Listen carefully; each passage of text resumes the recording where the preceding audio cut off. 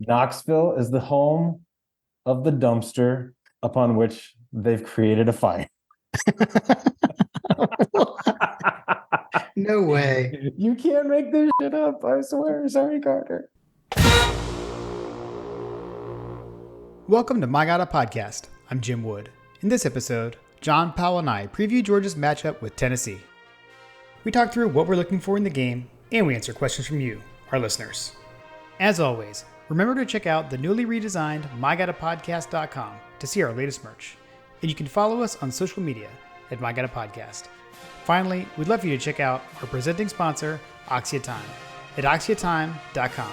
That's AXIATIME.com. Now, let's join the conversation in progress. Another trip to Rocky Top, JP, on the way. God, I hate Tennessee. especially now. especially now. I would be perfectly fine if we sent those mountain yokels back to Tennessee, back to their homes with a massive L, just like we did with Ole Miss. Just set the place on fire on our way out. Agreed. Well, for the occasion, I did get a Tennessee whiskey. Okay. So I've got Uncle Nearest 1856 tonight. Excellent. I went with the same one that I had last week because it worked out so well. Which also was a Tennessee whiskey, juke joint whiskey. It's made in Memphis. The Blue Note store pick. It's worked out quite well these last few days or last few weeks. I did, however, mix a little bit of eliteness into it to make it a little bit more less Tennessee, if we will. Got it. The what was that for year? those that don't know, that's the Infinity bottle. I poured a little bit of Infinity bottle in here, which incidentally has a little bit of maple leaf flavor in it right now. Yeah, I'm getting low on my Knob Creek maple when that goes into the Infinity bottle. It's going to change it significantly. Yes, it does. It's quite nice. Nice. It's a nice. It's like the Infinity bottle is on fall vibes right now. Right. Yeah. And I can't do that. I can't do that Knob Creek maple like by itself. I have to mix it with something. Yeah. It has to be blended. Yeah, it's a good cocktail mixer. It's also pretty good for, kind of sweetening up something or giving something a little bit more of a mapley flavor that you want to jazz up something. Right. I John, I still am upset about the fact that we're playing this game this time of year. This should be played in October. And we should be previewing Georgia Auburn right now. Make it make sense, please. You're much more on the scheduling side of things than I am. I mean, it's fine. It's fine for me. Yeah, I like the tradition, but it is what it is. Like, I can't change anything about it. Yeah, we can't do anything about it. As long as we're still playing them, if you next year, if you're telling me we're not playing them, then I might have a little bit more to say about it. But true, fair. And I guess next year we don't know timing of anything yet, so we'll see.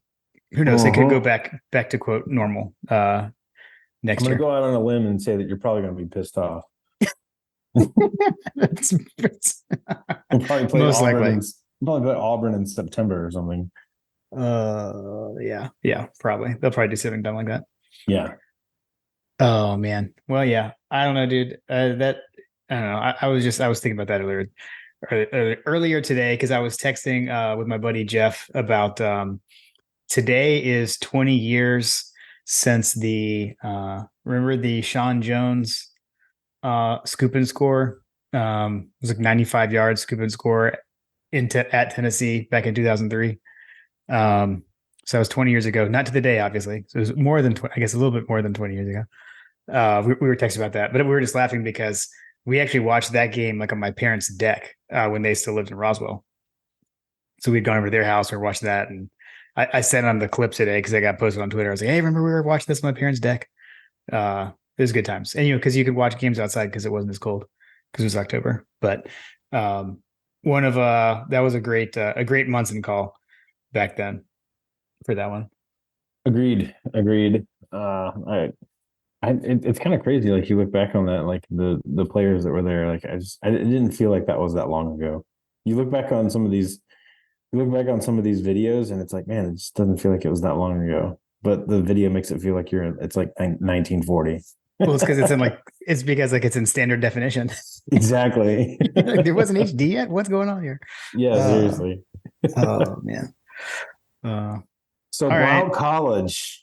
We're playing Yeah. Blount College. All That's right. right. That's right. Well, we can hop into the matchup. So we got the Dogs and the Vols. 3:30 kickoff on Saturday, Neyland Stadium.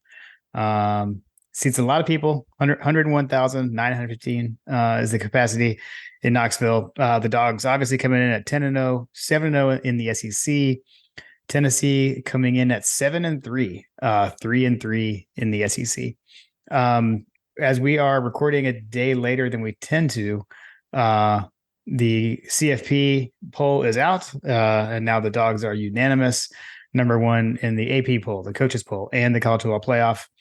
Tennessee is ranked 20, 21, 19, and then they are 18th in the new poll, in the playoff poll. Much to Kirby Smart's chagrin, I'm sure he's going to be getting asked a bunch of questions about that. I'm sure. Well, that's what happens when you hang a 50 burger on a top 10 team. You jump to number one. Apparently, all we had to do was beat someone by like 40 points and just get everything squared away. Exactly. Soak it in. Doesn't that kind of showcase just how full of crap this is? Like, this is basically the same team. Like, we had one game that we like just blew the doors off, and it just happened to be right before the most recent votes or whatever. Like, had that game happened earlier in the season, do you think that we would have been ranked number one in the country? Like, you know what I mean? That kind of stuff. I think everyone was kind of waiting to see, what we talked about. Like, we were comparing, beginning of the season this year Georgia to end of season last year Georgia, right? And it's like, where's that team that blew out TCU? And it's like, well, that team wasn't doing that early in the season either. So I think this team is on a similar trajectory as last season's was. So yeah, dude, I agree. I mean, it's all for all the things that they throw into it. Clearly, the eye test plays a lot into it because, I mean, that's the difference. I mean, yeah, I know you can say it was another quality win, but let's be real. It was the eye test of Georgia just absolutely smoking somebody. Yes. Looking at like the EPA and all that stuff, like going up to the right, which, by the way, I did it's expected points added is what EPA means. Yes. I saw that back to the last episode. I saw that graphic that Josh had posted like right after we were done. Yes. But yeah. It basically just confirms everything that you probably have felt as a fan about this team, like basically just getting better and better and better. Right. But yeah, man, so get in last regular season game on CBS. So this is the last time we'll be hanging out with Brad and Gary and Jenny Dell and have that glorious CBS theme song. We'll have it for the SEC championship game, but last regular season game. I could see the look on your face, John. Regular season game with these guys. We will have the SEC championship yet to go. The official hashtag is hashtag UGA versus Tennessee. I'll set a reminder, although that apologies to John Michael D. They didn't do me a whole lot of good last week. But I won't be in the stadium, so hopefully I'll actually see my reminder this time to tweet the official hashtag. It's like Bill and Ted's Excellent Adventures. Like, Tim, don't forget to set your reminder. Exactly. Man. Let's see. All-time series history. Georgia leads the series 27-23-2. So not a lot of history with these guys, not as much as I guess you would tend to think. And then the Yeah, last meeting, no, obviously, Dogs won 27-13 last year in Athens. So yeah. Yeah, it's relatively like prior to 92, and it's pretty much, not much action going on. Matter of fact, Tennessee's biggest rival is Kentucky. on like number of games Yeah, played like against. the numbers, Yeah. the number of games that they played against each other. So Yeah. It is weird for founding SEC members to not have, and especially being Tennessee. It always seems weird. It always feels like that number can't be right, but there it is. there it is. Let's see. Weather it'll be a little cool. So if you're going, bring a jacket. So high of 57 at kickoff, but it's gonna dip down into the 40s during the game. So it'll be a little brisk over there on the river in Knoxville. So dress accordingly. Dress accordingly. Make sure you bring a fire starter. And like mustard and golf balls or something. All right, JP, you got it. What do you got for us this week in the realm of fun facts? All right, realm of fun facts. All right, so a couple of things that might explain why they are the way that they are. Okay, so Tennessee is actually, I know for a fact that I didn't talk about this in a past episode. So you know me, I'm like trying to find things that are relatively new to the listeners from past episodes. So Tennessee is not too far from a little town called Oak Ridge, Tennessee. Do you know what Oak Ridge, Tennessee is famous for? Was that the like the rocket stuff? Close. Oppenheimer. Oh, okay. It is where the Manhattan Project, where a big part of the Manhattan Project came to be. It was a popular. It's known as the Atomic City. So it's basically 25 miles west of downtown Knoxville.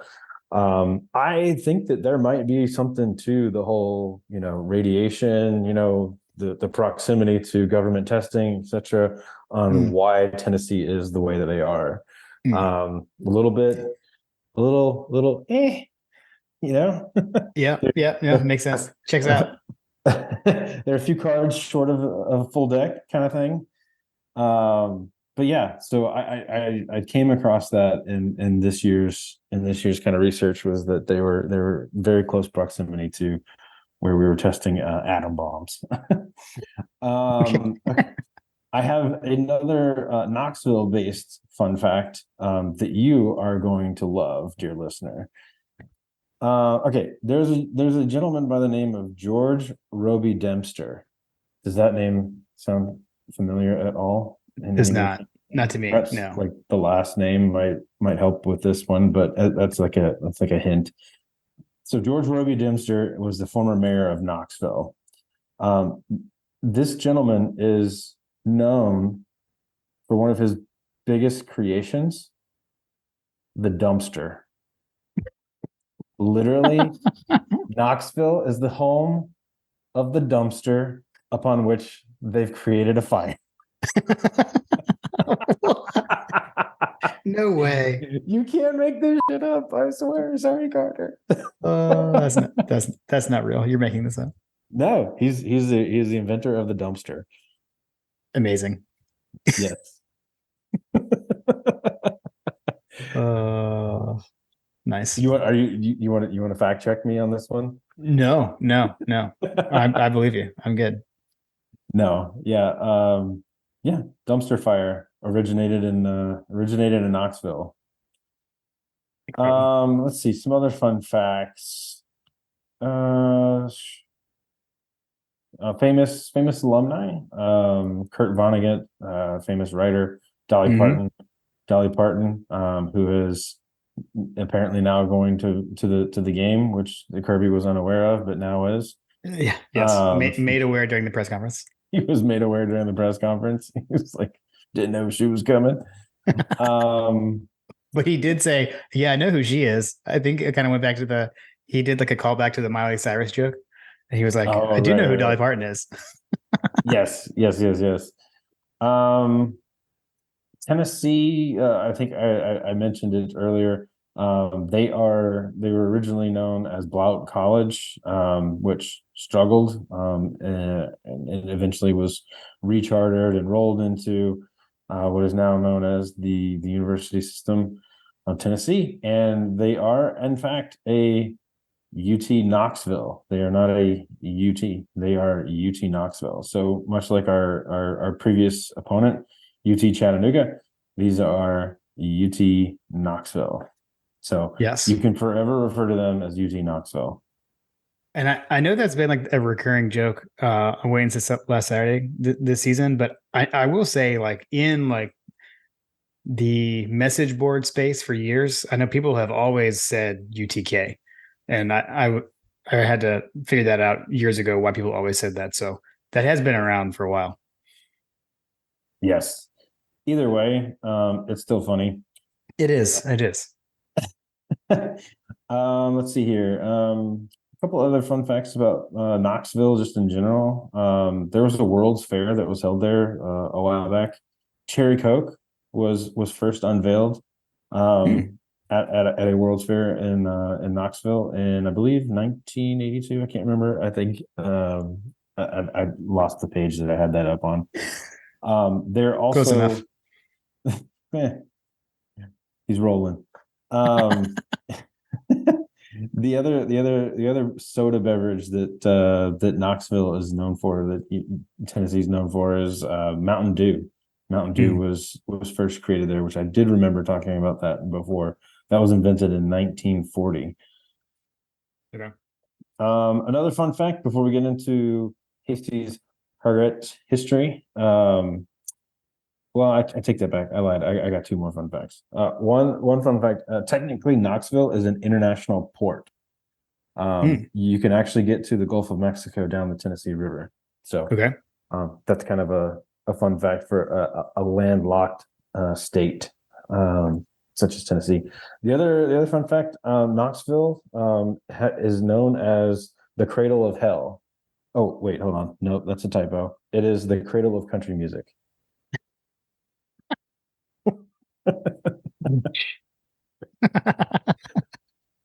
It's famous for fostering as we mentioned, Dolly Parton.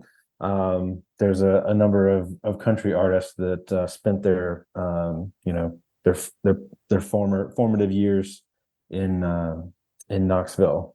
Elvis Presley was among them, Dolly Parton, Roy Acuff, and then you've got the Everly Brothers that spend a lot of time there. And then there is there's just a little bit of history there, kind of similar to Nashville, for there being country music. Got it. Nice. Those are the briefish fun facts before we get into Jason Hasty's Hargett history. Okay. Okay. What were you gonna say, something? Oh no, you're Okay. good. All right, here we go. This is Jason's entry for UT for the Georgia versus UT Knoxville game. Georgia fans remember the safety that wasn't from the 2022 domination of Tennessee. Jalen Carter's sack of Hendon Hooker in the Sanford Stadium end zone that was inexplicably ruled to not be a safety. This wasn't the only controversial play in the Georgia Tennessee series. Georgia coached by Gordon Saucy. I'm assuming it's saucy. Saucy. Yeah. I like Saucy. He's quite saucy. Georgia coached by Gordon Saucy met Tennessee in Knoxville on the late afternoon of November 11th. So there you go, Jim. November. No. Okay. 1899. I'm just saying. You got me. The late afternoon is important in this case because after being given 3 chances by the referee J.A. Pierce to kick a field goal from the Georgia goal line, Tennessee led 5-0. Touchdowns and field goals were each worth 5 points in 1899. Amazing. In the second half, Georgia was driving for a potential tying score, but the referee suddenly declared the game over because of darkness. Georgia's captain, William Ritchie, disputed this ruling because he and the Georgia team could see very clearly. But the game was declared over, and with Tennessee being the winner. Richie had already threatened to sue the Tennessee team for breach of contract and had declared that Georgia team was playing the second half of the game under protest, both because of the officiating. Under protest, both because of the officiating. It's important to note. It's important to note that the referee J.A. Pierce was also Tennessee's head football coach. Dude, can you imagine? Like seriously, like what's going on with that? I don't understand. Like these games would have ended in like riots. Yeah, I can't imagine. Okay. On October 24th, 1908, Branch Bocock, Georgia's head coach, took the team to Knoxville. Georgia rushed the ball near to the Tennessee goal line, but there, according to John Stegman, in the ghost of Purdy Field, the players unpiled and the spectators swarmed around. When Georgia's quarterback, Johnny Northcutt, got to his feet, he found himself face to face with a grizzled mountaineer in a green frock coat and a 4-gallon hat. Sanford, that's Stedman Sanford. Man, a lot of big Georgia names in this week's one. Yeah. Sanford, who was close by, was sure the man was full of sour mash. With one hand on the Tennessean fingered a 38 caliber pistol, and with the other he pointed to the goal line. The first man that crosses that line, he drawled, will get a bullet in his carcass. On the next play, Georgia rather sensibly fumbled, and the game ended with a 10-0 Tennessee victory. I mean, I feel like Tennessee was definitely living by the "if you ain't cheating, you ain't trying" back then, by either A, having your coach be the referee, or B, having your fans literally hold the other team at gunpoint to prevent them from scoring. Yeah, seriously. I mean, I guess even in 1908, it just means more. Yeah, yeah. I when I emailed Jason when we got these in, I was like, I think this might be the best one yet. This is the wildest one to me, that things like this happened. That's Things just like this nuts. happen. Yeah, like this is our game as it's currently played today has come a long way. Yeah, yeah. It makes me not be quite as upset about some of the things that we see these days. At least we don't have Yes. fans with, yeah, doing these things. Yeah, seriously. Like Jasper was down. Hold on, let me get my gun. Right, exactly. Hey, I just marched out of the stadium angry. Yeah, seriously. Uh, Amazing. And But then yeah. he sent some links to the like I mean the red and black articles from that Mm, time period were kind of wild. Like holy yeah. cow. Yeah. Yeah. We'll put those links in there. And then if you've been watching on YouTube, you were able to see some pictures of those teams as well. So we add a little extra interactive stuff on the YouTube version, just FYI. So thank you, Jason, again, for submitting Hasty's Hard Grid History. Fun stuff. All right. You ready to hit the news and notes, John? Let's hit it. All right. So first up, basketball minute. Fletcher, this is for you. Georgia basketball beat Wake Forest on Friday. Actually, I left that out. I was able to watch that game with my parents when they were here last Friday. It's pretty sweet. It had a bit of a big lead and then held on to dear life late, as Wake Forest missed a three right at the end of the game that would have tied it. But also beat North Carolina Central on Sunday. Next up, Georgia is playing in the Bahamas in the Baha Mar Hoops Bahamas Championship. So they're playing against Miami on Friday at 3:30. And then it looks like they're guaranteed 2 games. So pending results of the Kansas State Providence game and the results of Georgia Miami, they'll play the winner or the loser on Sunday. And if you want to watch that, you can catch any of those games on the CBS Sports Network. So I don't know, they look Georgia basketball looks much improved from last season. I'll say that. I'm hoping that they continue that upward trend because that would be nice to have Yeah, man. something to get us through the winter months. Exactly. So for Kirby's press conference, we've since had 2. Just a couple of player injury updates. So on Julian Humphrey, who we know left the Ole Miss game, Kirby said it's an upper body injury that hopefully we're able to get him back from. So I don't like that hopeful word. And then also similar on Warren Brinson. So Brinson has like a calf pull or calf strain. Mm. And Kirby said, we are hoping to get him back. So Kirby back at it with the hopeful stuff. So I would not expect to see either of those guys this weekend based on that. Was Brinson out? Did he go out of the game, or was Mm-hmm. that is that a recent development? I don't remember that one. Yeah, he left. He left during the Ole Miss game. Okay. So, or yeah, whatever it was happened in Ole Miss. But I think he had said it had been kind of bothering him. So, Yeah, those calf injuries are kind of brutal. yeah, yeah. All right. Let's see. We can get into the game.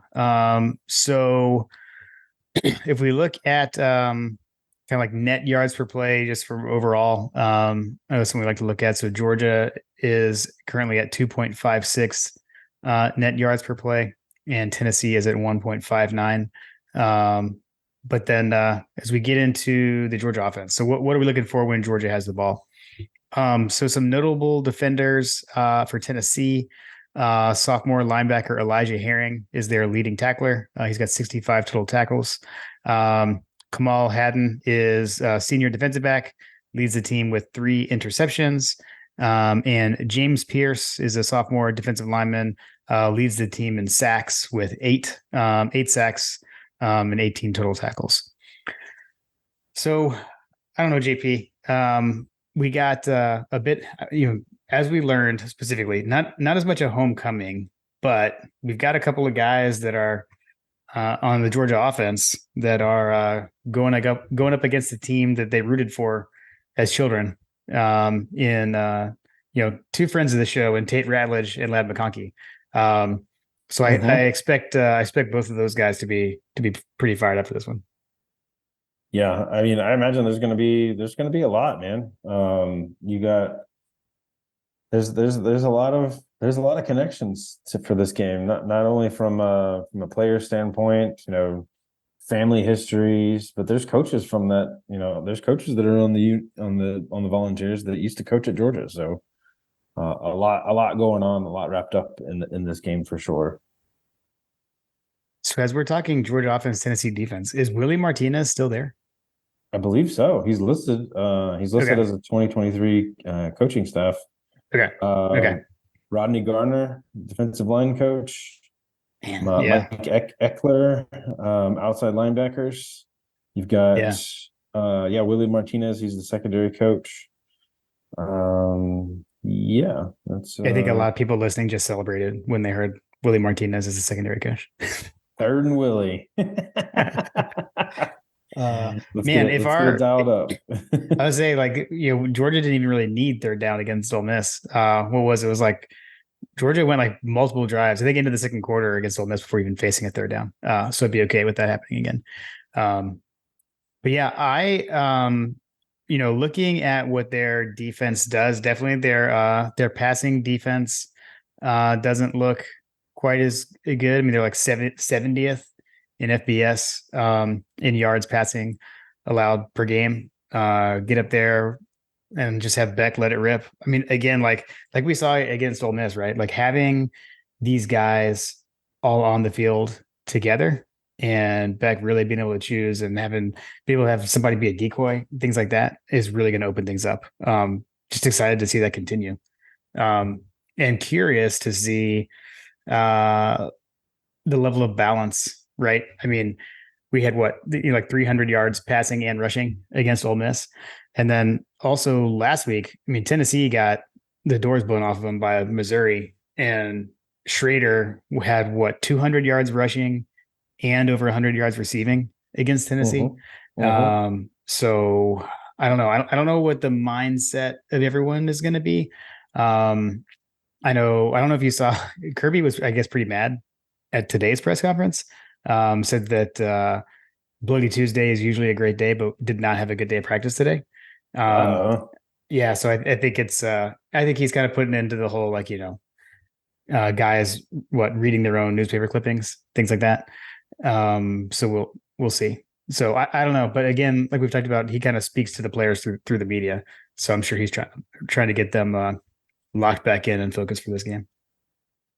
I'm sure that I'm sure that he's doing that for a number of reasons. Yeah. Yeah. 'Cause I Well, feel like you don't get to I feel like you don't get to this level, this game in the season, and the team just all of a sudden just gets distracted. You know what I mean? right. So I guess like with the whole knowing what Schrader did, I am and knowing what Milton did last week, I would love to see continue to see that same Kendall Milton. Like when he was a true freshman back in the COVID year, I think Tennessee, he had a pretty good game against Tennessee. I was actually saw a highlight from that game today. I was like, who's number 22 on offense? It was Kendall Milton. I forgot that he changed numbers. He was 22 when he was a freshman.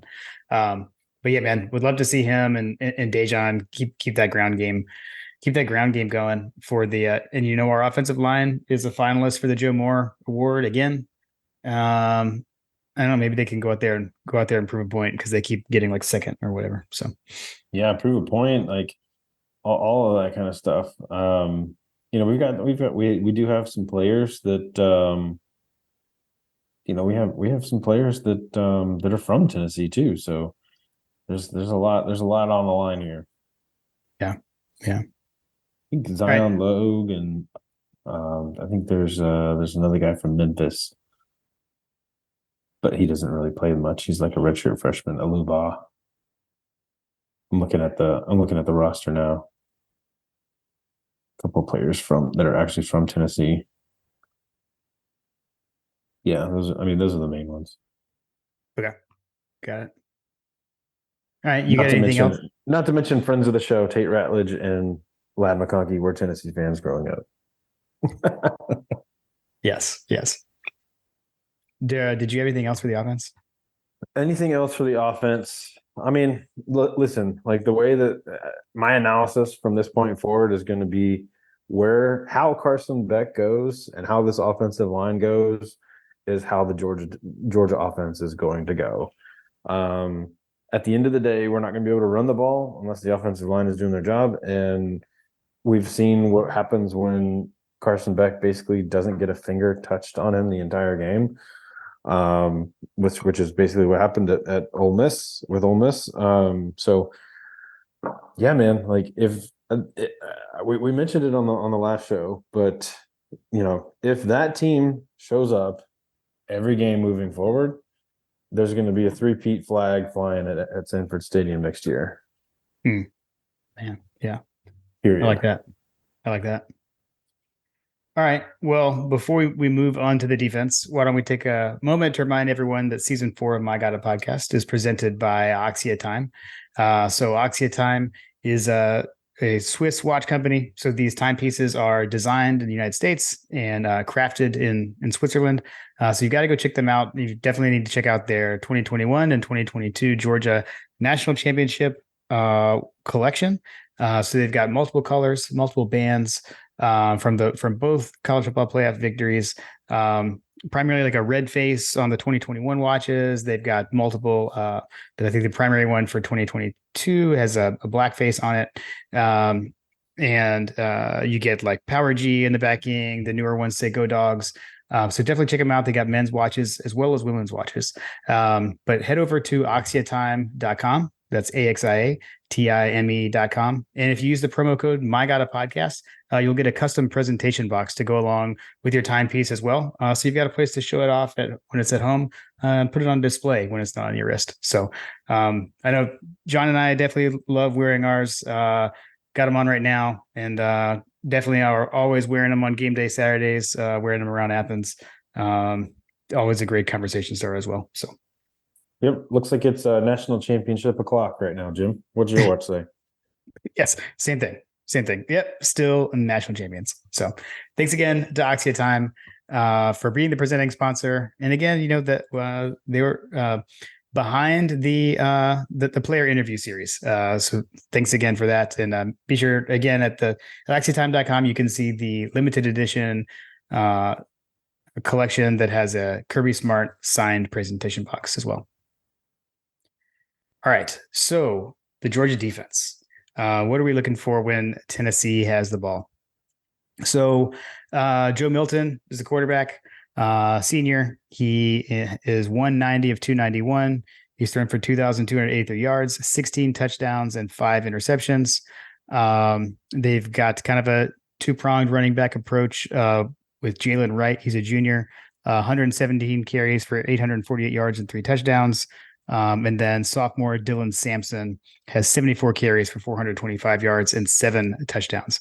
Their leading receiver has an amazing name, sophomore wide receiver Squirrel White. He's got 49 catches, 609 yards, and 2 touchdowns.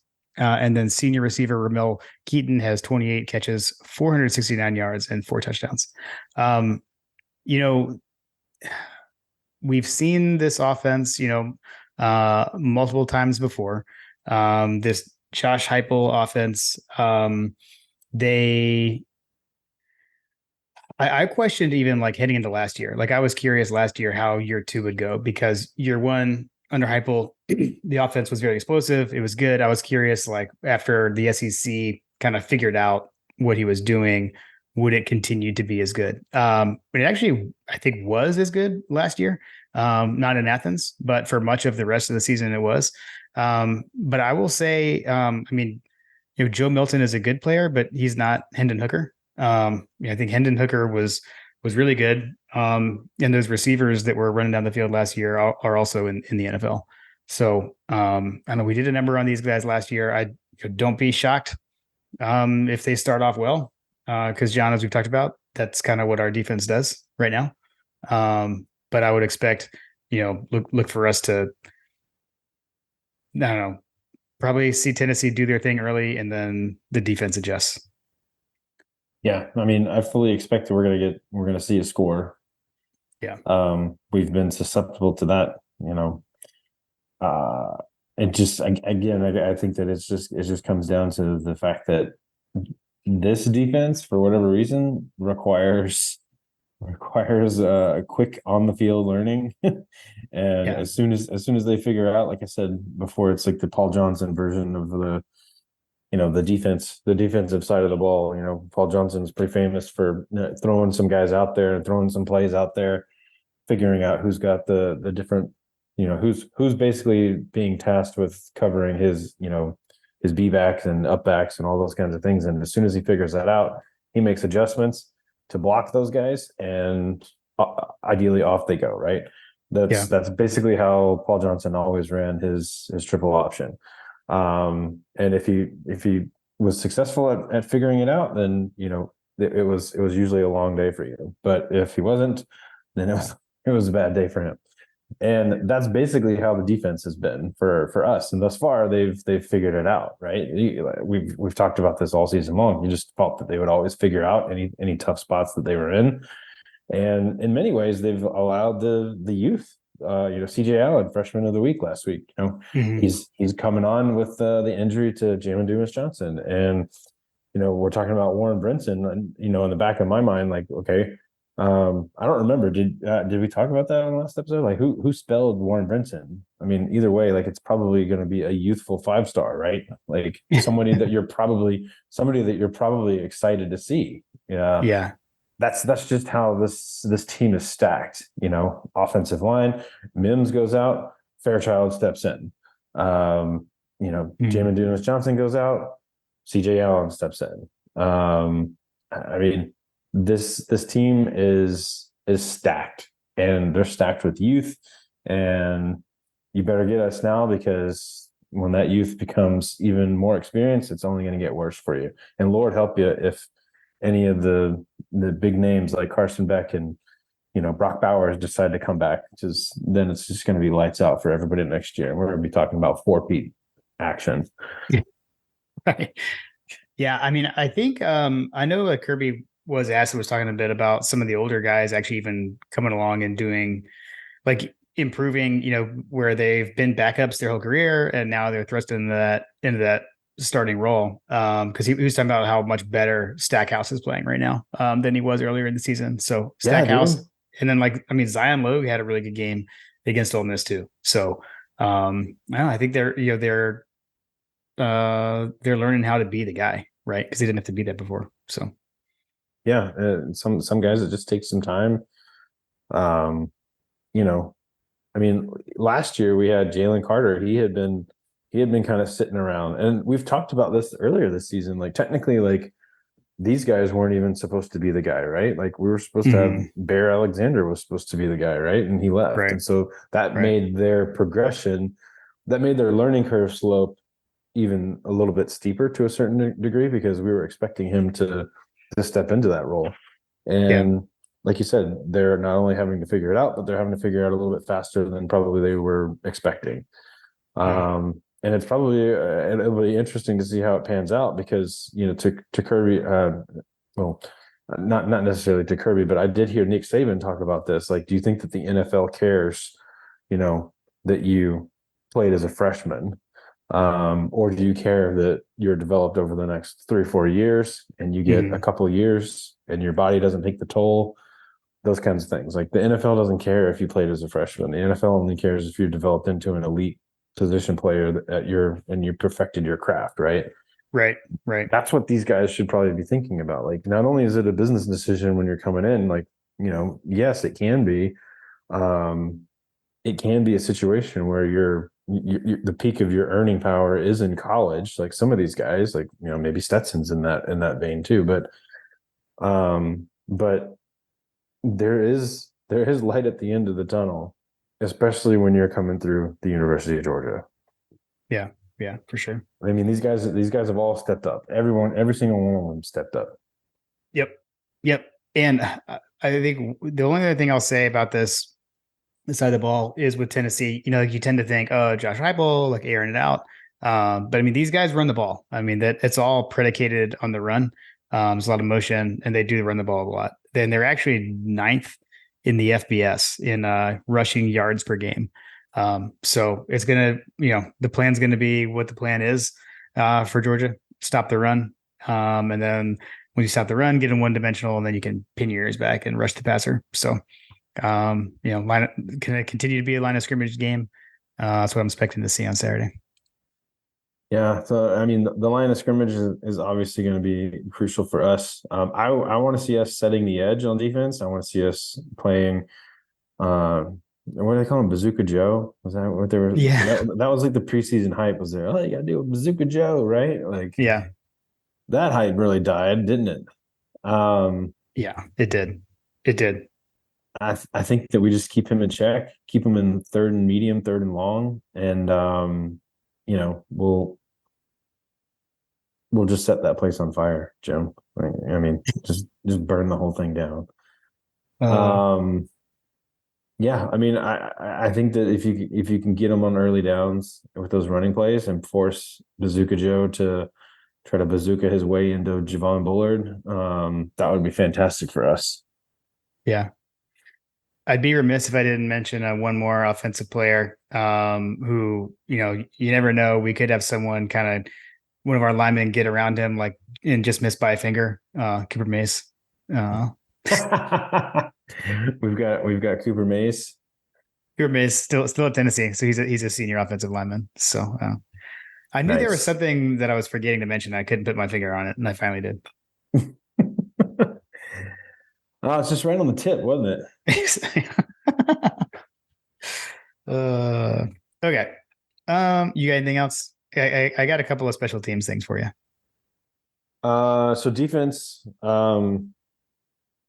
Yeah, I mean, I think the tail of this tape is just going to be, keeping their again setting the edge, keeping contain, not letting Milton use his legs, and it'll.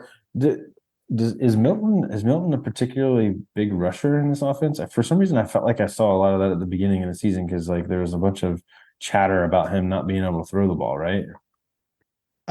So the game that I watched the most of theirs was Alabama, and he was running a decent amount in that game. But I know he wasn't in like their top two rushing. Let's see. Milton has 69 carries, 301 yards, and 5 touchdowns on the ground. So he's the fourth leading rusher on this team.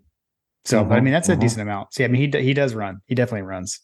Yeah, Not he's as got much a. as Jackson Dart, ironically though. 'Cause, I mean, that's a decent amount. So, yeah, I mean, he does run. He definitely runs. Not as much as Jackson Dart, ironically though. 'Cause, I mean, that's a decent amount. So, I mean, Interesting.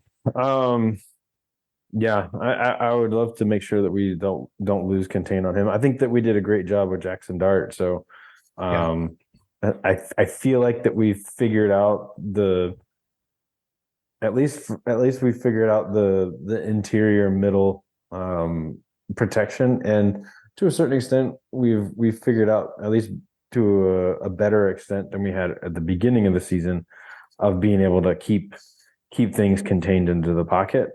Now Mhm. there's still a little bit of issues with setting the edge sometimes, but like, you know, um, I think that moment by moment they're figuring it out basically.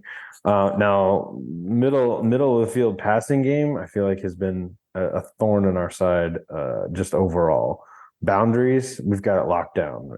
We've got two great boundary corners, but over the middle of the field coverage wise, like I think that there's been some issues there. So I'll be looking for that on the defensive side, being able to take away the middle of the field as well as all the other areas that we've been able to succeed at this season.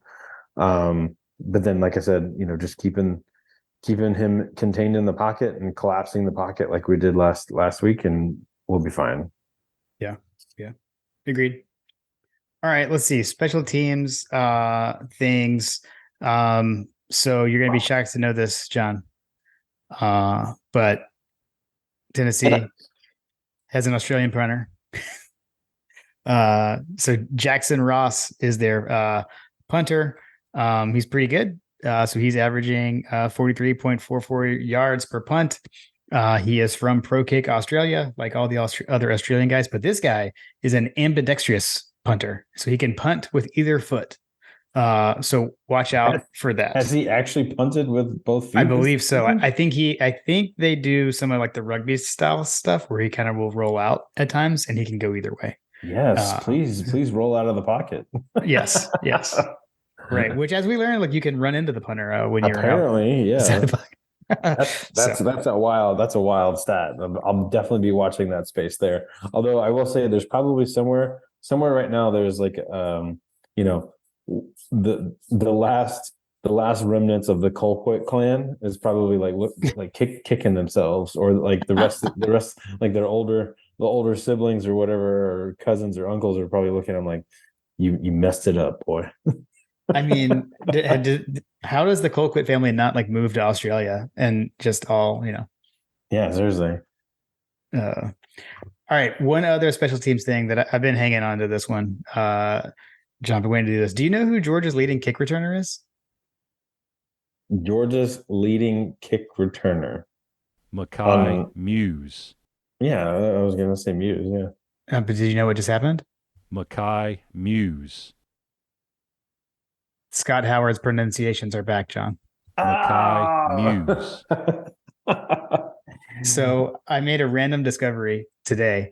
I was on georgiadogs.com and I was actually just reading like an article, and it said like players mentioned in this article, and then there was a little ear next to them. So all of the pronunciations are now back. And I almost spoiled it earlier because you mentioned Alou Ba. so, and I was trying to like fiddle because I didn't have his name on the soundboard because I only had Mackay's. So there are many. There's no one that's as good as like Robert Beal that's like super obvious. But there's a bunch on there. So hey, if you're ever wondering how to pronounce any Georgia player's name, head over to georgiadogs.com on the roster, and Scott Howard will help guide your way. It's back. I've missed it. I've missed that. That's amazing. So there's nobody like Robert Beal.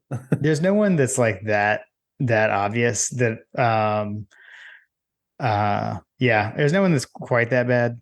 I mean, Bo Hewley, I feel like that's kind of unnecessary to pronounce. Does that count? Is Jackson Muschamp on there? Bo Hewley. I mean, that's kind of ridiculous. No, Muschamp was not on there. So Arian Smith is on there. But yeah, like I said, no one quite is nothing quite as ridiculous as Robert Beal. Ash Jones. No, I wish. Robert Beal. Nothing can top Robert Beal. Nothing. Can it's just that's still on there. So, anyways, sorry, off the rails. I just had to do that. I love it. All right. I thought it was a trick question at first. I was like, is he really asking me this? Like, it's gotta be views, right? Like, what? I'm so confused. Sorry. My bad. I should have given you warning. No, I didn't want to give you warning. I'd be surprised. I'm like, did I take some nuclear fallout from Oak Ridge? Like, what's going on here? I guess before we move on, their place kicker is Charles Campbell. He is 15 of 18 on field goals for the season, and perfect on extra points. So Kirby also did say in the press conference that the Tennessee is very good at special teams. So just for what it's worth, that's what he said. I hope this kid gets a workout. It's so much to the point where he's got to kick with both feet because he's so tired. Nice. All right, you ready to hit the listener questions? Let's do it. We got some good ones, I feel like. All right. So listener questions are brought to you by Working Web Media. So Working Web Media, we worked with them during the off season. We were not happy with our website, and they helped us redesign it. So we were able to sit down, work with them, tell them what we were looking for. And they were able to do the entire website design for us, and we launched it right at the beginning of the season. So be sure to head over to mygodapodcast.com. You can check that out. It's got all of our merch, latest merch on there, links to our episodes, and everyone that we work with. But so if you have a small business, you need help with your website, if you just need some help with your online presence, they do a lot of social media work as well. Head on over to workingwebmedia.com/dogs, and then they will know that we sent you their way. All right, let's start off with 51-7 GATA, which was good to see you after the game, by the way, this week. Let's see. When you look at this week's college football schedule, should they ban Power 5 schools from playing FCS or a group of 5 teams in November? This week, we get North Alabama at Florida State, UTC at Alabama, ULM at Ole Miss, and ACU at A&M. It is kind of crazy. And, like when we were talking about CBS and what game they were going to pick, whether Georgia Ole Miss was going to be on CBS versus Georgia Tennessee with the whole max limit thing, I was pretty confident that Georgia Tennessee was going to be on CBS because this is the only good SEC game this week. Like what other game was CBS going to want to pick? And I mean, I don't know. I wonder, like, with conference expansion, if the SEC goes to 9 conference games, that would probably fix this just by default. I don't know that we're going to, but that's what I would do, honestly, because if we're going to have a league that's going to be that big, I want to cycle through the teams more quickly. So I would add a 9th conference game, and I would think that would get rid of this week, at least for the SEC. Right. I see. Brett Belling. Brett, thank you for sending the picture after you heard us request the picture of us drinking Ale-81. Appreciate it. So his first question, out of all the gimmick props you could pick, why did Butch Jones pick a trash can in 2017? Remember that? They had the turnover trash can? Yeah, dude. Again, like the connection to trash and this town is just insane. It's not... Not only did they invent was a dumpster to throw it into. Exactly. They invented the dumpster and then had the turnover trash can. The turnover trash can. Like, it's one of those things. It's like someone approved that. Exactly. Who did that approve that? Wasn't that wasn't that unveiled and wasn't it Georgia Tech against Tennessee? Wasn't that the game? Wasn't that the season opener that year?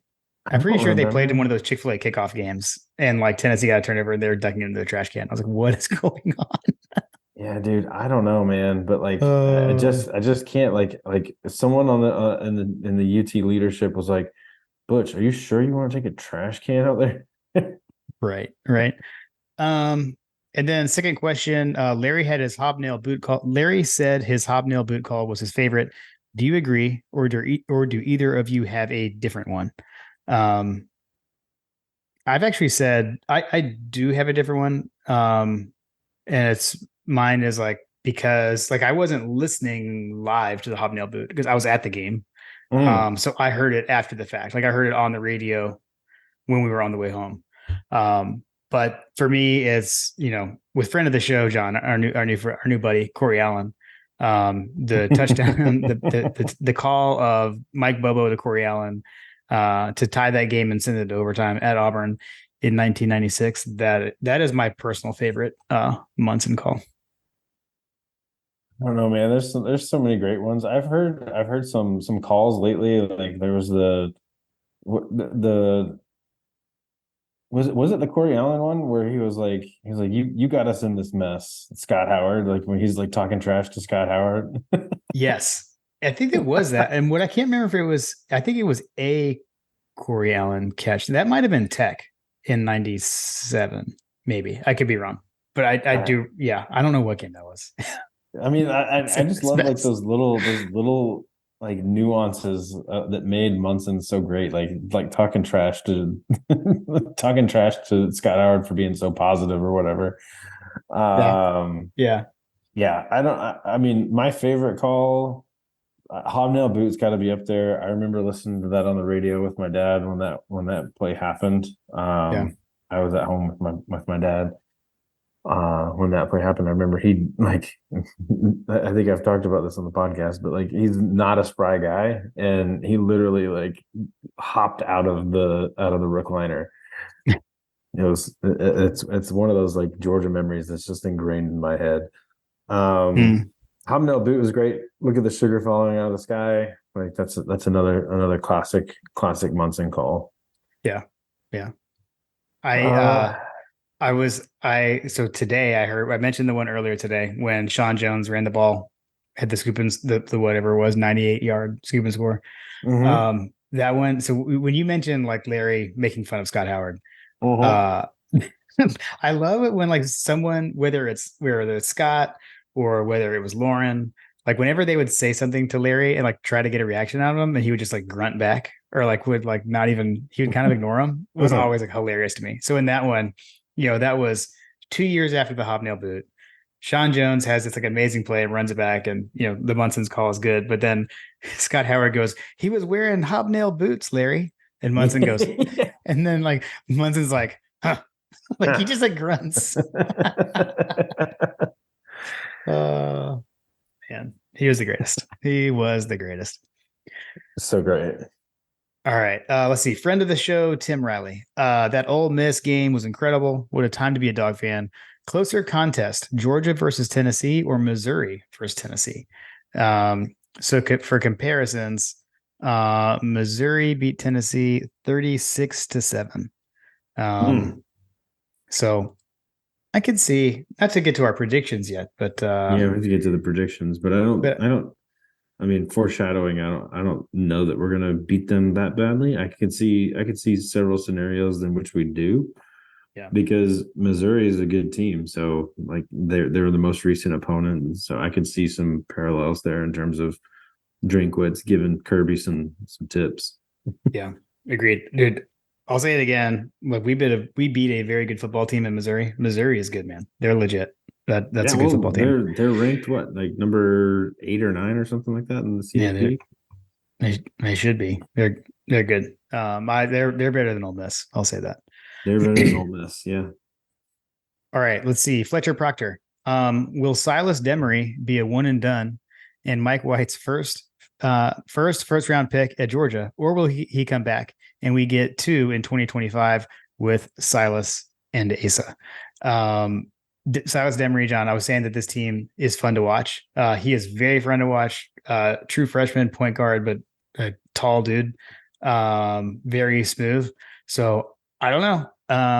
Is he this season's Ant-Man? Like, he's not like that highly rated, but he is good. He is good. Okay. So yeah. Although kind of wish we had Mike White with Ant-Man. I'm not sure what Tom Green was doing with him. Oh wait, I didn't keep reading because Fletcher said, "Oh wait, football podcast." Is it Munsoning to be afraid of the turf at Neyland? I love Bowers, but I fear that turf and flying mustard bottles. I would say it's not Munsoning to be afraid of the turf. I mean, it's definitely a historical fact. So, I would say an ideal scenario here would be to get a 20-point lead at halftime and then just park the bus, as they say in soccer. Kirby Death March for the entire second half. Kirby Death March the entire second half. Yeah, exactly. I'm all for that. All right. Go 20 points and then just rattle off a 50 play 8-minute drive to Right. kill the Right. third quarter or something like that. Right. All right. Let's see. Chance Dog 19. Everybody Chase. Dive into why the Tennessee mascot is named after the Smoky Mountains, but spelled Smoky with an E. Is it the school system in East Tennessee? John, I know you actually did a little research on this. I did. So Smoky Mountains is SMOKY, but Smoky the dog is SMOKEY. What's going on here? Yes, the guy. So the guy that came up with the Smoky mascot or whatever. So they had a number of different dogs. There was some different criteria that the boosters or the pep club like tried to create for this animal. I think it was. I already closed out the windows, Jim. I forgot about this question, but I can't remember when the year was. Was it 1935? I've got it. I will tell you. You got it. You Was tell me. 1953. 53. So, I was close. yeah. So basically they had a contest of like some blue tick coonhounds. And the one that won the contest, like its name was Blue Smoky. So whoever had owned that dog had named him Blue Smoky. And I think what you found was he had spelled it differently to distinguish it from the mountains, is what he claimed. Correct. Yeah, Reverend Brooks, as I remember the guy, some Reverend that he's like our version of the Seiler family or whatever. So, yeah, like so basically he named it that way on purpose, but I don't put it past the school systems in East Tennessee. Yeah, Again, I feel like again very close proximity to nuclear activity. There's a lot going on there, guys. I feel like he made that up after he realized he had spelled it wrong. I totally agree. I feel like that people are like, dude, that's not how you smell smoky, right? He's like, what? No, I did it on purpose. Exactly. All right, let's see. Irked Russell, with Georgia fans chartering a boat for the game, over under 3.5 times the camera shows it or is talked about during the game. So I believe this is like the Dog Nation invasion type thing, like through the AJC, like the dognation.com. I think they have like a party, like chartered boat that's gonna like go down the river, dock, and go to the game. I know there was like a huge uproar about it when it first got announced. Like a lot of Tennessee fans were like, we have to block this and we can't let them do this and all this kind of stuff. So I don't know. I'm gonna go. Is it the first time that anybody's ever like brought a boat to the Vol Navy area? Like I don't understand. Right. Yeah. I don't know. But they were flipping out online. But this was a month ago when things were different for Tennessee. So That makes me like if I were like a billionaire, like I would like just like go and I would just like wreck their Navy party. Like just I would just like float a barge up there and just massive screen of like Georgia highlights of just us smoking Tennessee. Yeah. Seriously. I'm gonna go under on it being on the CBA's broadcast 3.5 times though. Yeah, I'll go under as well. I feel like they're gonna have to do a deep dive to get that to that crew, but we'll see. Yeah. Let's see. Jake B. Johnson. So the offense is on fire. How will Tennessee try to slow us down? I watched the Mizzou Tennessee game, and the inside linebackers for Tennessee looked slow. Of course, that could have just been Schrader making them look bad. A healthy Milton and Dejan should be troubling for Vol fans, not to mention Ladd and company. Yeah, I mean, I agree. It's going to be a tough task for this Tennessee defense, which statistically does not look great. And as far as matching up with Georgia and with healthy Brock Bowers, I don't know. I mean, they're going to try to do what everyone tries to do.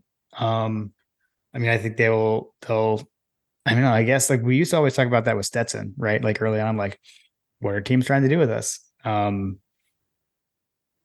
to make the quarterback beat you. I don't think that's going to work with Carson though. But probably what they'll go for first is try to take away the run, just so you want to pick something, make them one dimensional, which is generally the run. Yeah, I would say that I was worried about the running game. when I was looking at the defensive numbers in here. But when you framed it in the national rankings scenario, which obviously has changed a little bit, particularly for the Georgia team, um, the last little bit here. But in the SEC, like the Tennessee defense is actually like kind of on par with Alabama. So this is going to give us an indicator of what it might be like to play Alabama. They've got similar-ish quarterback. They've got similar-ish defense. The defensive numbers are kind of on par. So like it's kind of like an Alabama light. A little practice for Alabama on what it might look like for us there. And I do know that Alabama, is very big on stopping the run, and I think that's what they're probably going to try to do for us too. I just don't know. I mean, if they sell out to stop the run, that means that we're going to have multiple players: Lab McConkey, Brock Bowers, Marcus Rosemy-Jacksaint. Like we're going to have all these guys, Dylan Bell. We're going to have multiple weapons going on here. So like, I don't think that's going to end very well for them. Yeah, agreed. All right, while you just reminded me of something that I said when we were having our first half rewatch at my parents' house on Sunday morning. Is Dylan Bell just back to wide receiver? Because now it seems like he kind of is. So maybe he's just a wide receiver again. Now that we've got a fully healthy Kendall Milton, so then we'll keep an eye on that as well. Conspiracy theorists. I feel like they're going to rope a dope with Dylan Bell. Just watch that space, Jim. Watch that space. Okay, like he's going to come back at running back at some point. I believe that they're going to bust it out for Alabama. Okay. Got it. Let's see. Next up, Chad Jarvis. Do we let a first possession score for Tennessee? And do you guys think this is an overhyped game? Not going to be shocked I guess we kind of talked about that earlier. Not going to be shocked. Do not be shocked if they score on the opening drive. Yeah. The scripted drives tend to work against this defense. Overhyped game? I don't think so. I don't think it's an overhyped game. Not after they lost last week. I think like earlier in the season, maybe looking ahead to it, but we didn't know what everything was going to be like for them. But I do know like our buddy John Tweets Sports, like over the summer had talked a lot about how Tennessee was going to take a big step back this year. And he was definitely right on that one. So as of right now, the get-in price for this game is $229 on SeatGeek, which historically has been pretty cost effective versus the other ones. But that tracks with the Ole Miss game. So I would say maybe so. It was $229. $229 is a get-in price right now. Okay. Now that price for the Ole Miss game dropped as we got closer to the game. When I was watching it before you and I decided that I was going to go and take your parents' extra ticket, but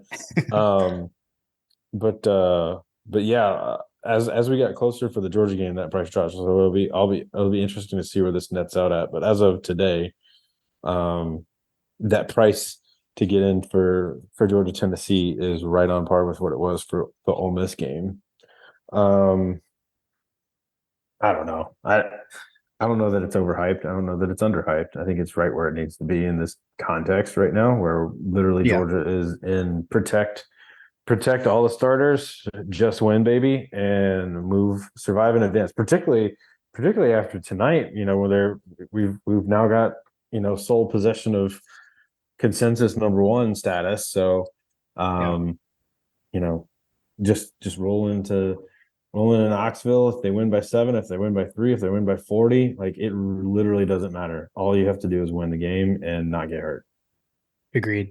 Your get-in price kind of, for me, in my mind, when I was thinking about what this next question is a nice segue, because BR Jim wanted to know how many points, if any, will home field advantage be for Tennessee? And what I'm questioning is how much of a home field advantage they're going to have, because we know the road dogs travel.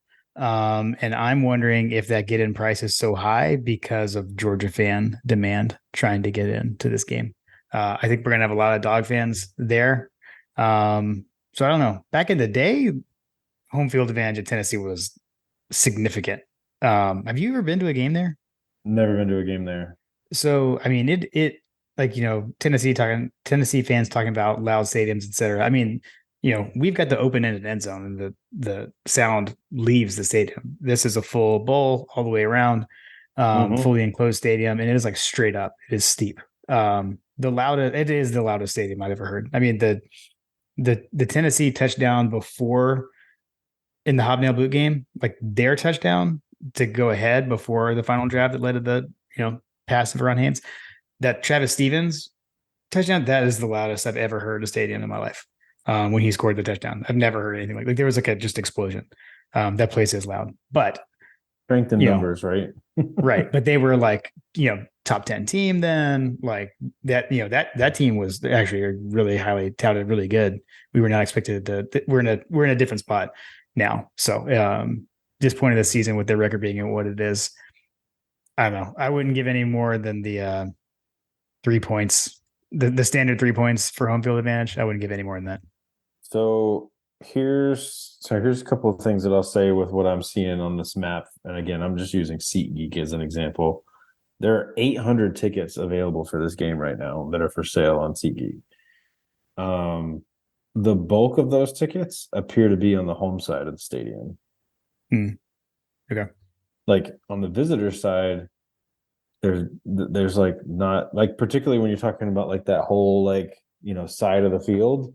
There's not a whole lot available. It's mostly on the curve, and then literally on the home side of the stadium is where most of these tickets are available.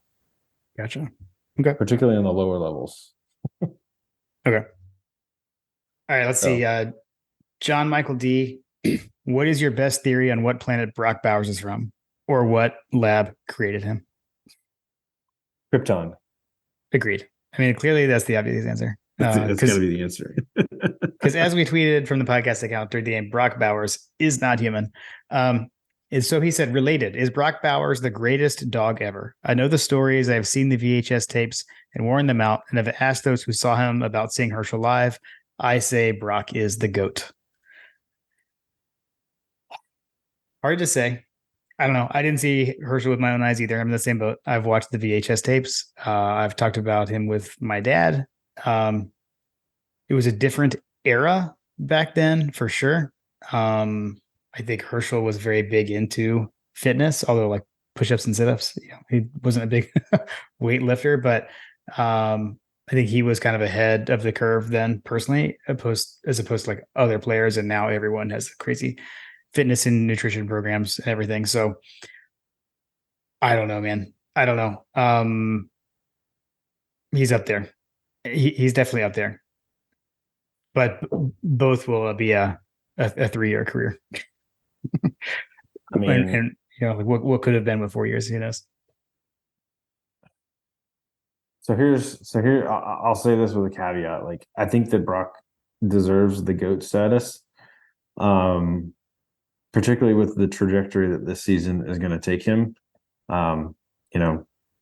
I've at this point we're going to be probably odds-on favorite to win, or at least highly odds-on favorite to win the national championship this year. Three-peat. How many players in Georgia history have won 3 national championships and have played a significant role on all 3 of them? Had he not been hurt, I was actually looking at this earlier today because I wanted to I was trying to devise a tweet, but I don't know. Still, I didn't think that it was as impactful. But given this question, I feel like I should probably bust out my research there.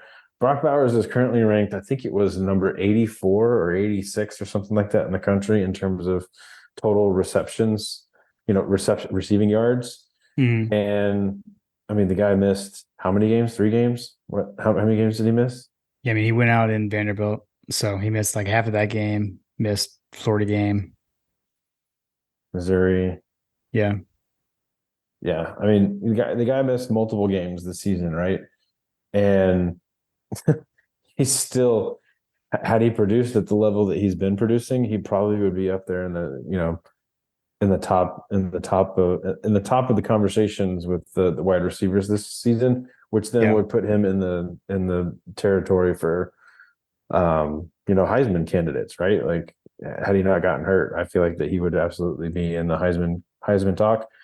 I personally think that Carson Beck should also be in that range, but that's a conversation for another day. I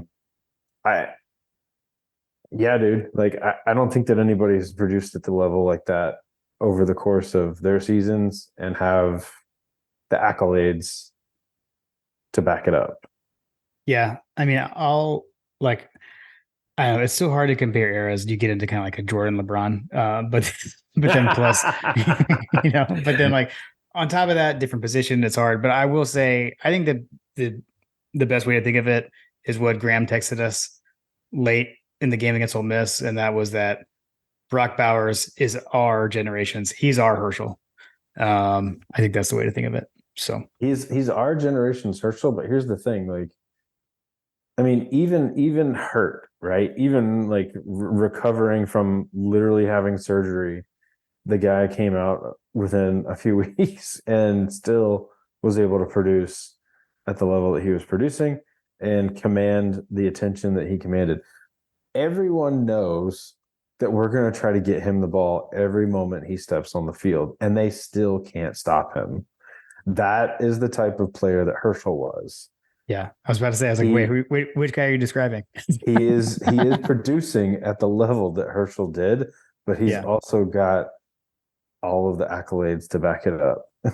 Yeah, I mean, he does. The thing he's missing is the Heisman Trophy, which no Heisman, but two national championships to one. But I mean, on the man, it was so funny the way you were sitting there talking about these Brock things, and the similarities are there. Like you're like, well, he was hurt. And I was just like, well, I mean, Sugar Bowl 1980, Herschel dislocated his arm. Like they popped his shoulder back in, and he went in and scored, the only touchdowns against Notre Dame. So that is pretty cool, the similarities there. So yeah. I don't know. Let's wait and maybe we can reassess that in the off season. We'll see where this goes. There's a small part of me that's hoping that he's going to come back and put this to rest. Nice. Settle it on the field, Brock. I see. Rambo, are we all disappointed that we don't use dem junkyard dogs more? I mean, dude, the defense ain't no joke. I mean, I say junkyard dogs. I say junkyard dogs. I think that in order to have that term junkyard dogs, they probably would need to put up some better numbers in the red zone, on the red zone defense. But that would be my only knock there. Okay. Let's see. Brian Hawkins, why don't some Tennessee fans seem to grasp the fact that they won't beat us and that we are much better than they think? I will say, I feel like maybe I just haven't been on Twitter a whole lot the last couple of days, but I feel like they've kind of piped down after losing to Missouri. Maybe I'm wrong. Maybe I just haven't been on Twitter enough. I haven't seen it as bad as, like, say, last year leading up to this game, for example. No, it hasn't been nearly as bad as last year now. Yeah, I mean, that pretty much ended with the losses earlier this season, I feel like had they beaten Bama, they probably would have been a little bit more puffy about things, but losing to Missouri, there's not you can't talk trash about Georgia's schedule and then lose to Missouri. Yeah, agreed. All right, last one from Shug77. Can you get this image out of my head? And we'll have to flash it for those on YouTube. If you're listening on a podcast form, he gave a picture of Bobby from King of the Hill next to Josh Heupel, saying that Bobby grew up to be a damn fine college football coach. And you can't unsee it. I don't know why you would want to see it. I think it's hilarious. This is one of my favorite memes to compare him to is damn it, Bobby. Yeah, dude, that's perfect. What was it? There was another one that someone, there's another kind of corollary there that someone had posted that I thought was like, I was like, oh my gosh, I can't, that's really good too. But the Bobby one is for sure amazing. What was the other one? I know. I liked the Jeremy Pruitt ET one when in the COVID year when he had like the The Cornholio. No, Cornholio is the one that I thought was amazing. Oh man, when he had like the net gator, and like because he was supposed to have a mask on, but he had like over his head somehow. That was amazing. Why was he wearing that? That's another thing. Like, coach, you look like a giant goober. What are you doing? It made zero sense. No sense whatsoever. That was good. What was the other one that he looked like? I can't remember what it was. There's something like Chumley or something like that. I don't know. Yeah, I don't know, but I know there was an entire like Reddit thread about him looking like Bobby from King of the Hill. It's pretty good. Is there like the picture that was submitted is not the only one that I've seen. I looked it up. It's pretty good. Yeah, for sure. All right, are you ready, John? We're ready.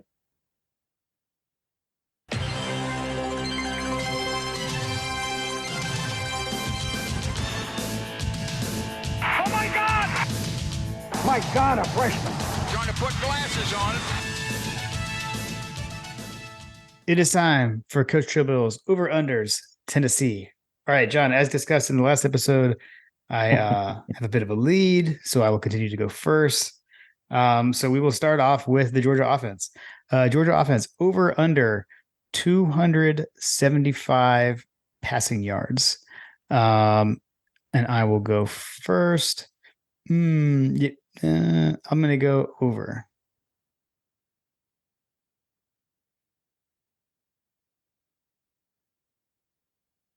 I think if I want to pull the panic button and go opposite of you just for disparity's sake, I'm not gonna pull that. I can't pull that on this one. I can't go against my boy Carson Beck. I'm gonna go over.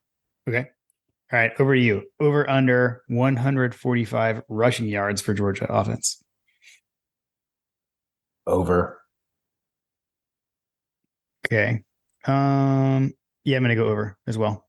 Over to me. Over under 6.5 players with a catch for Georgia offense. I'm gonna go over. I'm gonna go over. I'm gonna go over on that one too. The disappointment in your voice is palpable, John. I mean, at this point, like I just want to win. I don't care anymore. It's like fine. It's fine. just win, Bulldogs. Moment by moment. Let's see. Over to you. On the Georgia defense. Over under 150 rushing yards by Tennessee. Under. Okay. Let's see. Man, they rush for a lot. I'm gonna go over on that. And let's see. My turn. Over under 1.5 forced turnovers by the Georgia defense. I'm gonna go over. I'm also gonna go. You know what? I'm gonna throw a differentiator out there. I'll go under. Okay. Over to you. Over under 2.5 sacks for the Georgia defense. Over. Okay. I'm gonna go over as well. Special teams, 4.5 field goal attempts combined. So that's for me. I'm gonna go over. Field goal attempts combined.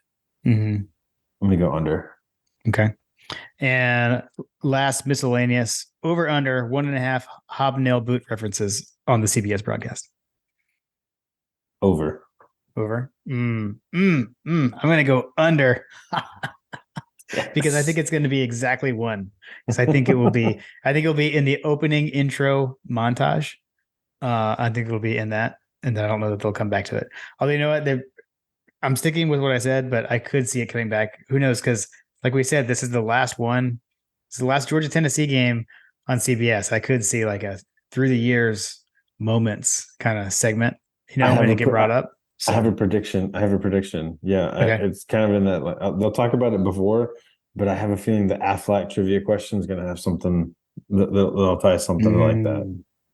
I like it. I like that. Okay. We'll have Coach Joe Bill check that for us.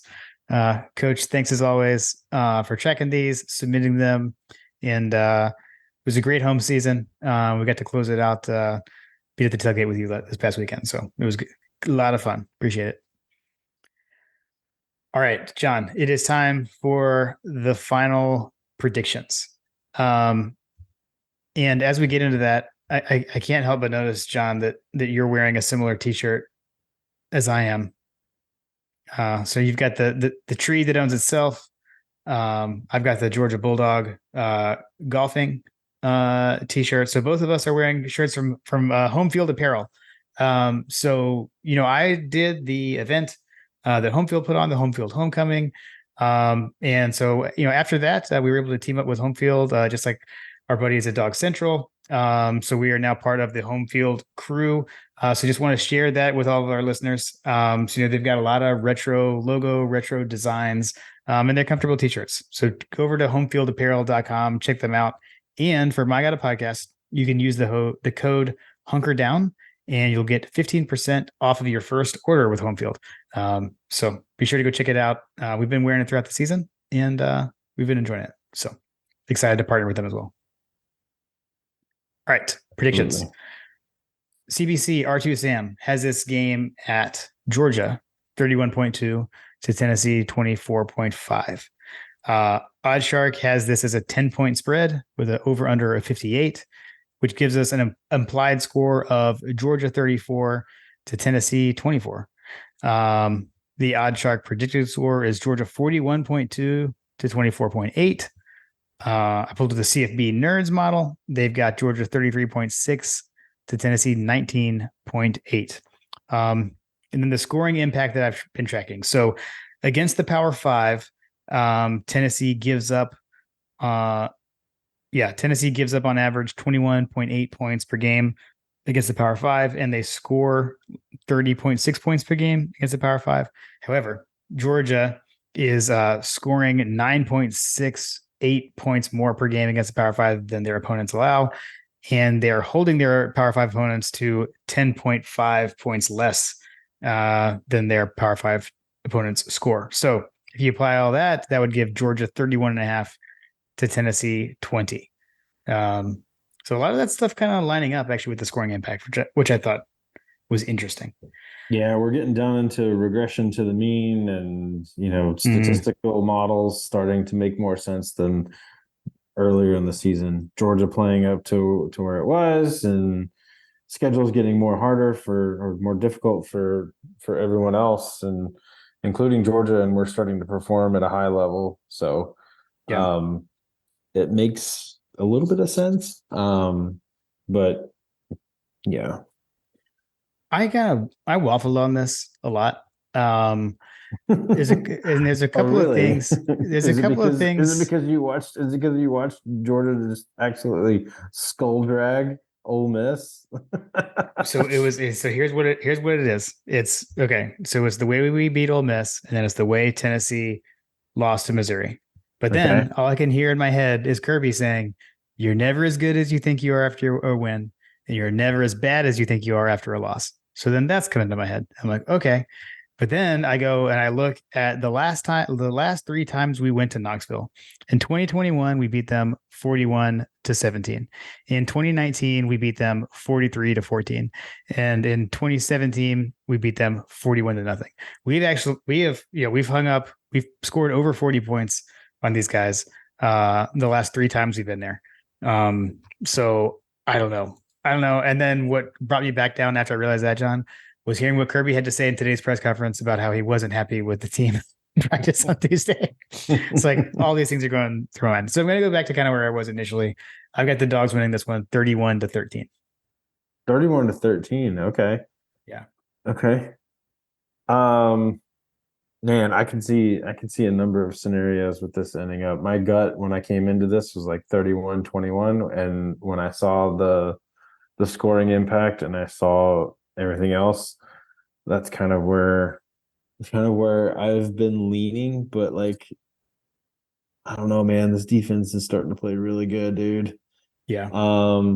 They really are. Yeah.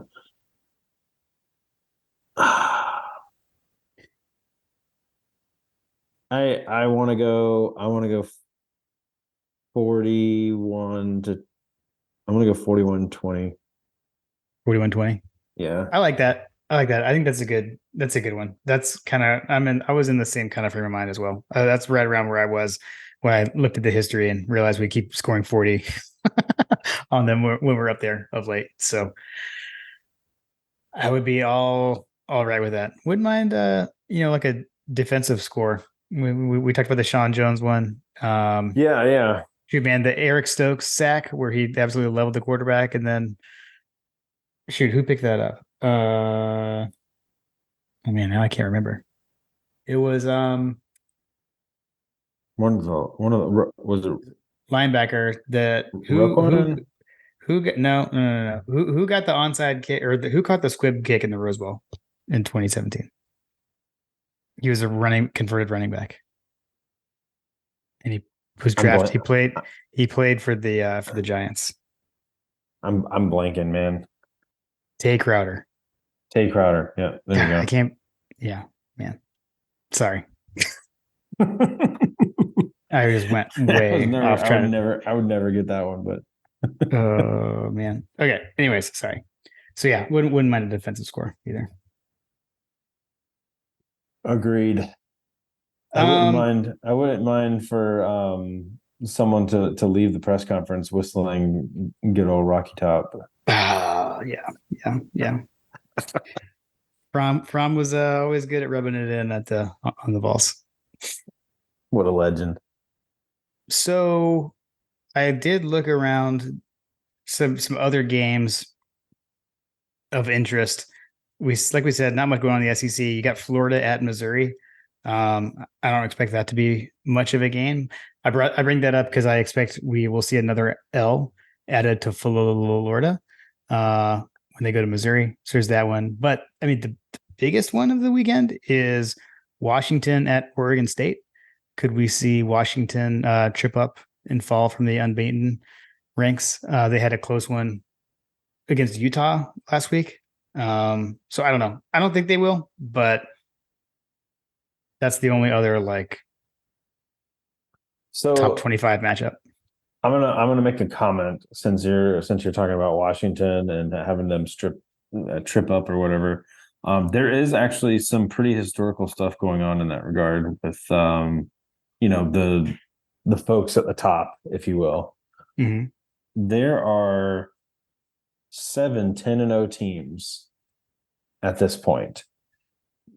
That's the most that this sport has seen since the BCS began in 1998. Really? There are 7 10-0 teams right now. Okay. So that's the most. 8 teams. There are 8 teams with at least 33% chance of winning the CFP right now, with just 3 weeks left. So there's a couple of scenarios there, right? So you've got, if you're a person that loves chaos, that is a scenario that could potentially present a lot of chaos. If you're the person that is, screw you guys, like the BCS is amazing, like maybe there's still an argument there for, not all 10-0 teams are created equal. I personally sit in the side of, I don't feel that Washington and Oregon are as valued as they are hyped, if that makes sense. Mm-hmm. I don't think that they're as good as they're being made out to be.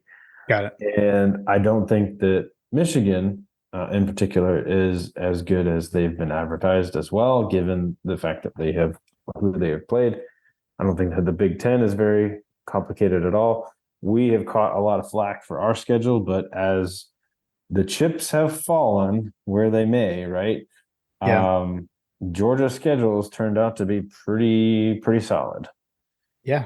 I haven't looked at where do we sit with Sagarin's or ratings or whatever right now on strength of schedule. Yeah. How are we ranking strength of schedule? Because I'm literally clicked on 3 different links, and they all have different teams at the top. Like this one has like LSU at the top, another one has Alabama.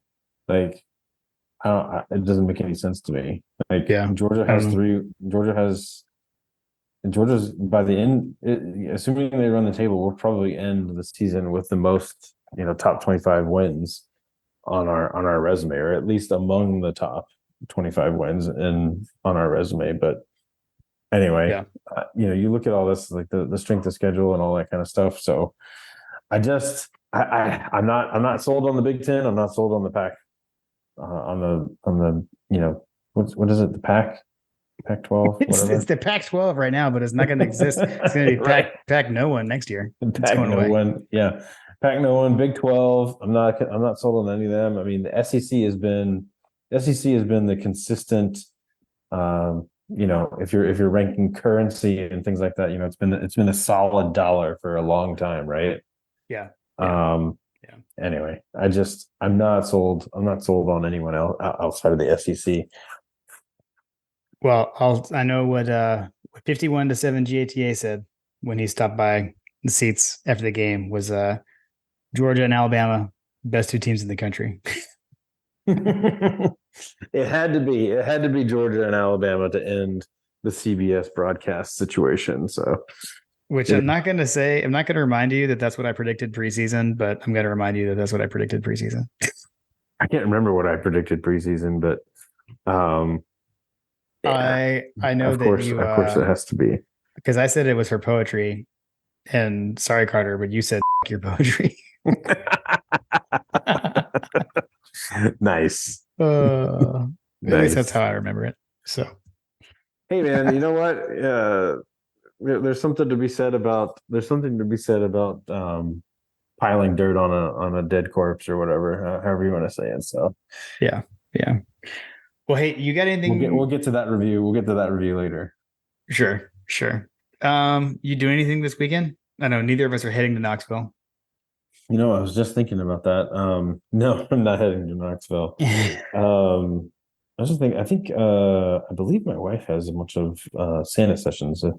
Shout out Lindsay Powell Photography. If you're interested in Santa sessions, she's booking in the Marietta area. So if you'd like to get a little experience there, I believe that she's got a handful of sessions that are still available, but she puts together a nice little event at our studio here in Marietta. So if you're interested, let us know. I think that she's got that this weekend, if I remember correctly, because I believe that I've been tasked with getting a bunch of Christmas trees set up for all that. So gotcha. I'll be doing that on Sunday, I believe. Or I'll be doing it on Friday before. I can't remember. I'm hoping to have a fire this weekend. Maybe pull a game outside. We'll see. Need to check with a friend of the show, Kyle, neighbor friend of mine, and we haven't done a game outside, so we'll see. We do like all of our games outside generally. I mean, you have the great setup for that. I don't. Yeah, but so now with it, so I was just checking the weather this weekend. So it's high of 67 here in Charlotte area, low of 44. I might do that. That might be a good light the fire during the day and watch the game. We'll see. So your setup is great for it because you've got the chimney and it's covered and all that stuff. I don't have the covering. So for me, when I put the game on outside with the fire and the lights and stuff, it should be okay with the timing, with daylight savings and all that stuff. But like the 3:30 kickoffs are oftentimes like where I like to set it up. Like the sun just kills the TV, so like I can't. Like I actually have a spot that my wife reminds me is like, you remember that day you left the TV outside at 3:30 and it killed that one spot.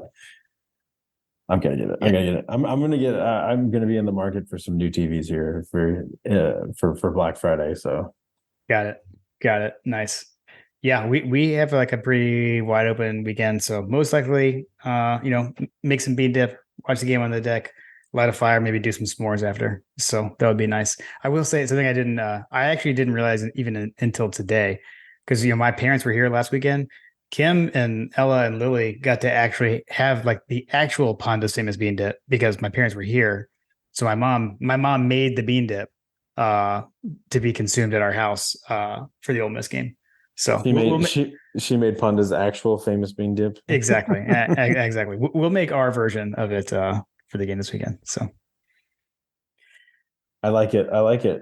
I'm gonna do. You know what? I'm gonna channel a similar situation there by going I may go get some street tacos again because that worked out pretty well for us. Nice. I like it. I like it. Just don't go all the way to Jefferson to get them. I won't go to all the way to Jefferson. I know exactly where I'm going to go.